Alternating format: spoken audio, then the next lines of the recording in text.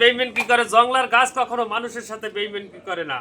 তাই আপন গোপন কথা থাকলে হাকিম সাহেব পিছনে বসা আছে গাড়ির ভিতরে, আলোচনা সাপেক্ষে ওনার কাছ থেকে ঔষধ নেবেন।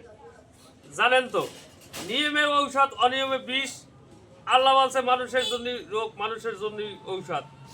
ঔষধ সুস্থ শরীরে খাওয়া মোস্তাব। আমার পাশে যে এই ছেলেটারে দেখতে আছেন, এর বাড়ি বরিশাল গৌর নদী। আমাদের কোম্পানির চেয়ারম্যানের 65,000 টাকা বেতন দেয়। এই ছেলেটার গানও ভালো, কণ্ঠটাও খুব ভালো, কিন্তু এই ছেলেটার একটা স্বভাব খারাপ। বলতে পারেন হাকিম সাহেব স্বভাবটা খারাপ কি? এই ছেলেটার গান শুনিয়া একটা মাইয়ায় গলার চেইন খুললে হারাইতেছে, কিন্তু গানের শেষ, আবেগ শেষ হয়ে গেছে, চেইনটা ফেরত দেয় নাই। কিন্তু সোনা দানা টাকা পয়সা সাবধান রাখবেন, এই ছেলেটার গান শুনে কেউ দেবেন না, আবেগে দিলে আর পাইবেন না। এই জন্য গান শোনেন। আর নিয়ম কারণ না শুনলে কেউ বাড়ি ঘরে যাইবেন না, গালি গেলাস করবেন না।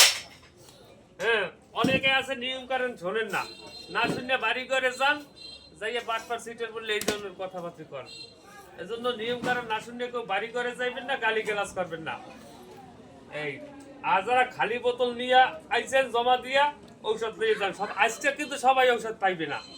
বলতে পারেন হাকিম সাহেব সবাই ঔষধ পাইবে না, হ্যাকির লজ্ঞা। হ্যাকির লজ্ঞা হইলে যে শোনেন, এই কথাটা একটু শোনেন। কারণ আমরা বিক্রমপুর দোহারে সুনামে সহ দীর্ঘ 40 বছর যাবত ঔষধ বিক্রি করে যাচ্ছি। আমাদের ঔষধের নাম আছে কি ওষুধ বেছে? এই। তাই জন্য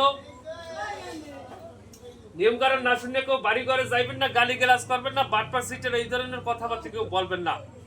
এই আমাদের ঔষধ নেওয়ার আগে আগে নিয়মটা শুনবেন। এই আজকে ঔষধ আমরা বিক্রি করবো না, কোম্পানির প্রচার এবং প্রচারের সাথে আমরা আইছি।